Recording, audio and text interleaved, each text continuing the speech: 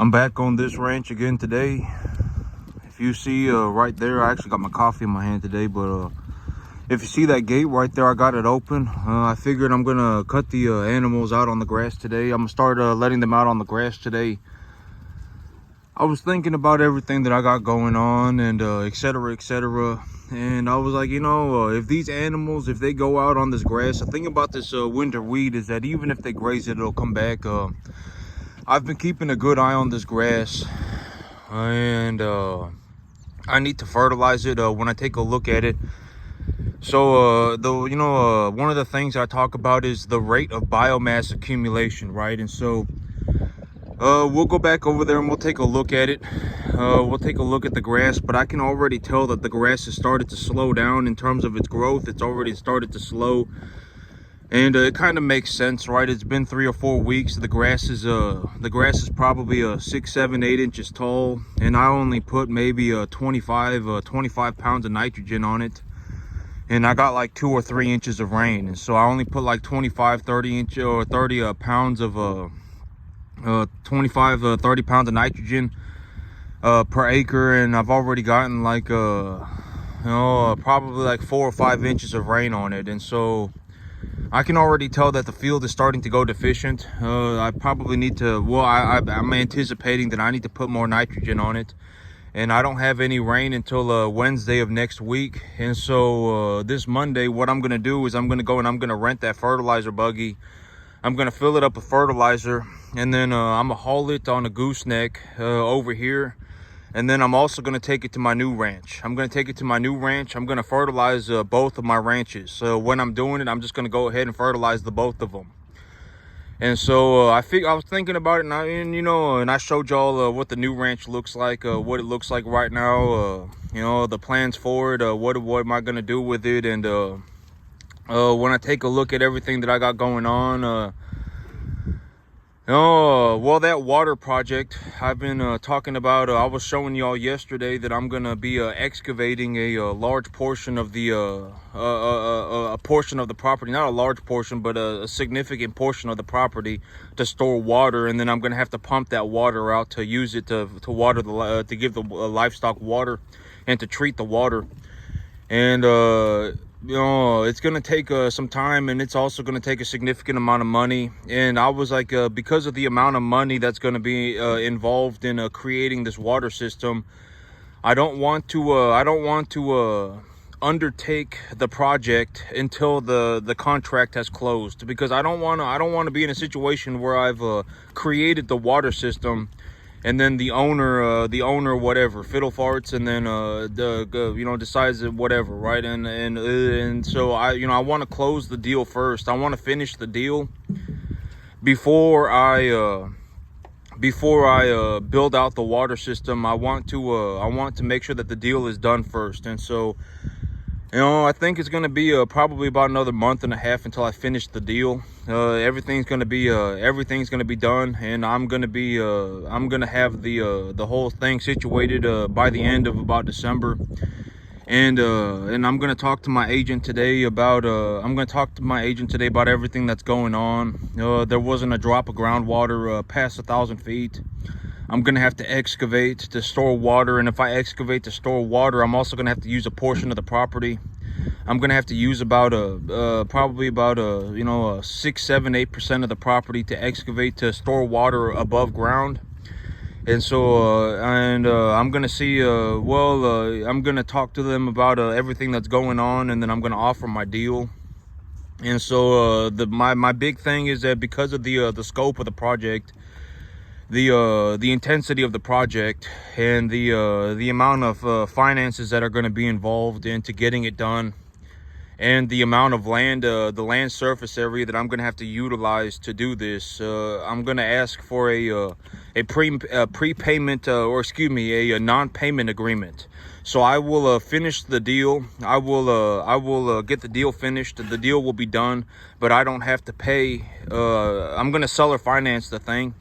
And then I'm going to see, once we finish the deal, I don't have to pay until about March or April of next year. So I get a 3 to 4 month non-payment agreement.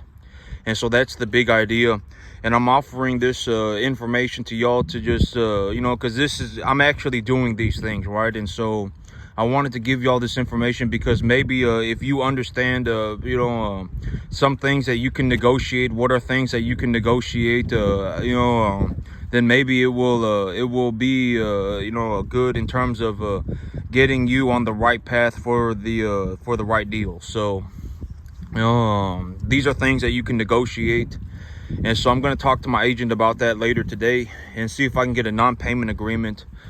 And I'm gonna let these animals out on the grass because this grass, I would say it's about 7-8 inches tall. And I also have that field of grass over at my new property too. And so I was like, you know, I'm gonna fertilize this grass on Monday, and I'm also gonna go and fertilize my new field on Monday as well. I'm gonna go and I'm gonna rent the truck, and I'm gonna rent the gooseneck, and then I'm gonna put that fertilizer buggy on the gooseneck and on the truck. I'm gonna bring it over here. I'm gonna fertilize this land, and then I'm gonna put it back up on the gooseneck trailer, and I'm gonna take it over to my new property, and I'm gonna fertilize that new property as well. While I'm at it, I'm gonna go ahead and do that, because renting a truck and renting a trailer for 2 days is gonna cost about $400, and I got 2 days to do it, so it'll be plenty of time, and I'm gonna go ahead and do that. And then so in terms of the project deadline, in terms of when am I going to excavate the front portion of the new ranch, when am I going to excavate it? Probably about early January, the end of December, at some time at that range. And then I'm going to start growing grass on it. I would say that by the end of December, all of that sagebrush and all of that the twigweed, I call it twigweed, all of that stuff is going to have died out from the cold. And so I'm going to see what do I need to do. But I am going to go ahead and fertilize it. I'm going to go ahead and fertilize that new property as well. And these animals, once they're done eating the grain, we're going to go out and we're going to take a look at the grass. And when I take a look at my grass, I need to fertilize it. In all honesty, it would have been optimal if I had fertilized it before this next... But I mean, it don't really matter. I mean, you don't really want to be in a situation where your grass is not growing optimally. But you know, the thing about me is that when I grow grass, I'm not like a supercomputer, right? I'm not like I'm not a supercomputer. You know, me, you know, I collect my information when I take a look at my field. I collect my information. I'm not like some human supercomputer, and so it takes a little bit of time for me to collect information. It takes, you know, and I look to do better, right? I mean, you know, I would like to get better, and maybe if I, you know, had a little bit more, well, this is also what I mean by experience is important, right? I mean, it's been 3 or 4 weeks since I've fertilized my grass. It's already been about a month. My grass has been growing for about 3 or 4 weeks. I've had about 4 inches of rain. If I think about it in terms of a logic problem, if I think about it in terms of a logic kind of thing, then yeah, I mean, I should have anticipated before this, you know, before I got the next, whatever, 2 inches of rain that I got, you know, I got about 4 or 5 inches of rain on this grass already. You know, I should have already been able to anticipate. I mean, I already know enough to anticipate that I'm going to need more than 25 pounds of nitrogen, right? 30 pounds of nitrogen. But I mean, I wasn't really sitting there just thinking about it, right? I mean, I was working on my new ranch. I got my new ranch that I got to think about. And, you know, and I have all these different things going on. And I'm also not a supercomputer. And so my grass is a little bit fertilizer deficient. I can tell in the rate of biomass accumulation that the grass is a little bit fertilizer deficient. But you know, I'll get the problem solved. You know, luckily, not luckily, but because of everything, because of how everything is going, I don't have any rain for a week. I don't have any rain for a week, and so that gives me plenty of opportunity to fertilize my grass. And when I'm fertilizing my grass, I'm also going to go and fertilize my new field too. And I'm gonna see if I can take these. I'm gonna see if these animals are done eating, and then we're gonna go and take a look at the grass. I'm actually gonna cut them loose on the grass today. I think they're done eating. Yeah, I think they're done eating. Okay. Yeah, I think they're done eating. Okay. Yeah, we're gonna go and we're gonna cut them loose on the grass. Once they see me walking back that way, they're gonna follow me.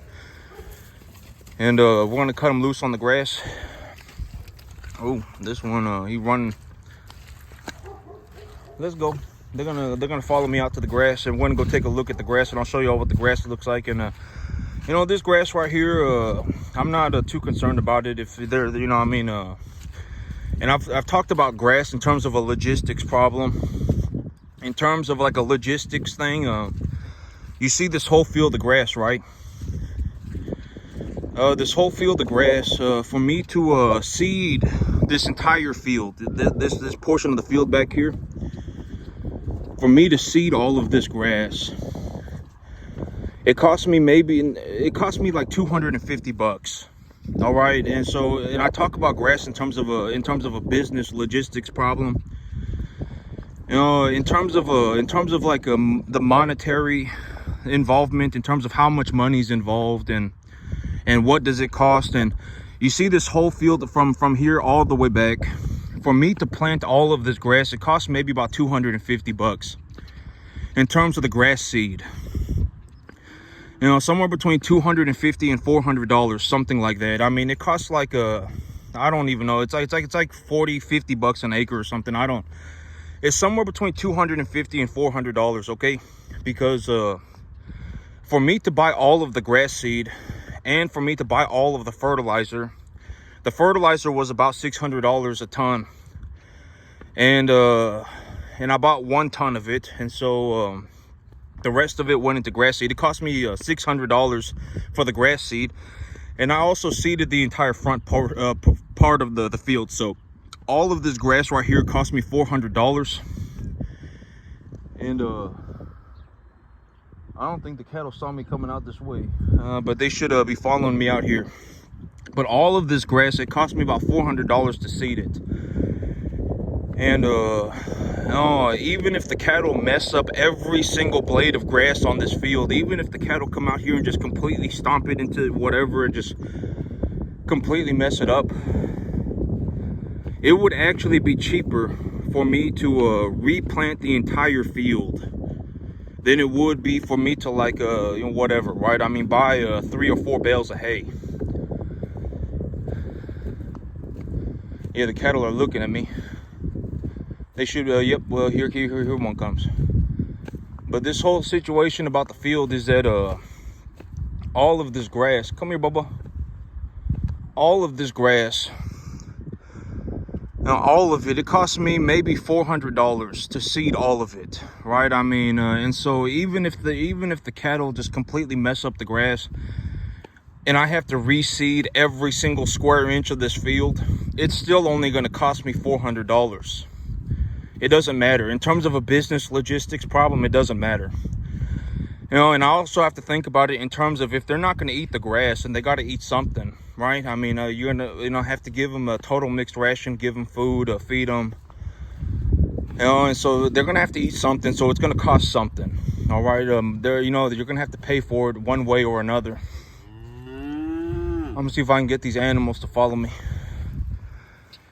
But, I'm going to have to pay for it one way or another. Come here, Bubba. Let's go. If I can get one of them to follow me up to the gate, the rest of them will come up. But I'm going to see if they'll follow me this time. Oh, yep, here he comes. Yep, here he comes. Okay. Yeah, he coming. The lead steer, number 19. Oh, no. Come on, let's go, Bubbles. Come on, whoa, come on, come on. Let's go, whoa. But this whole field, even if my cattle completely messed up the entire field, like if, the ground is wet, and which, and this is what I mean by it's kind of ridiculous to think about these things, because it's not going to happen, right? I mean, the cattle are not going to mess up this entire field. But even if they did mess up the entire field, it would only cost me like $400 to reseed all of this. All right, so in terms of a monetary standpoint, it don't really matter.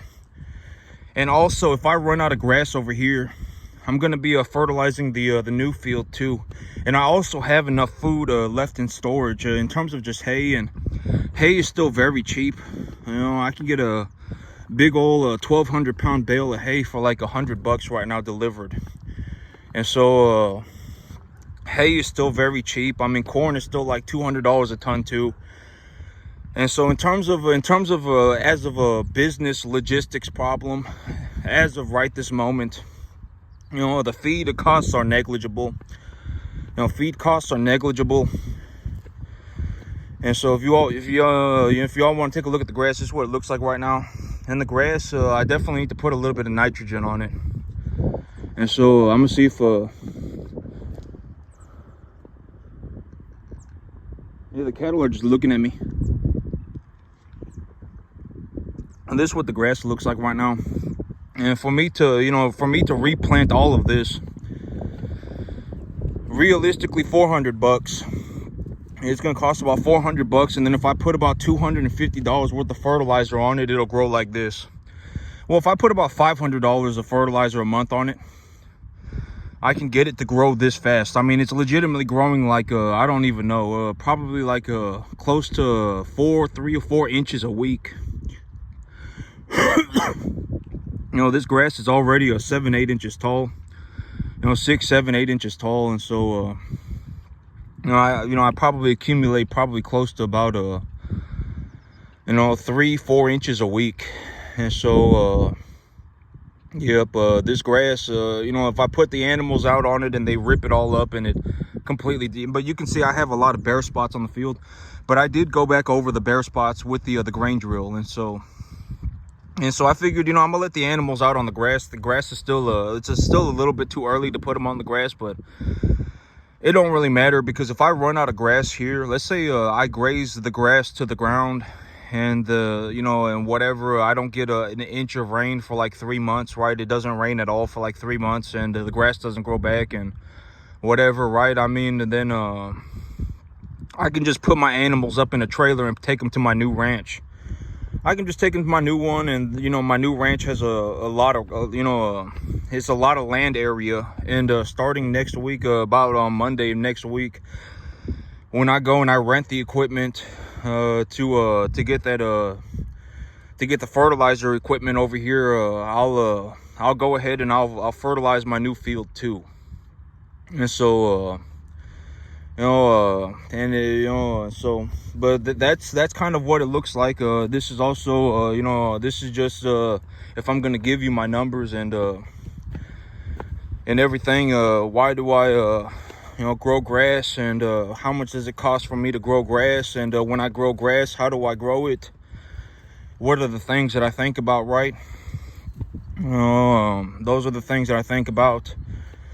I do take a lot of time to think about what kind of like, you don't want to damage the environment. I think very heavily on that. I don't want to damage the environment. I want to improve the quality of my environment, and I want to grow grass. And how do fertilizers work? Right, they're negatively charged fertilizers, they're positively charged fertilizers. And I think the cattle are slowly inching their way over here. But negatively charged fertilizers, positively charged fertilizers, how do fertilizers work? How do you utilize fertilizers in a way that will improve your environment, while also if you were honestly to think about this in terms of a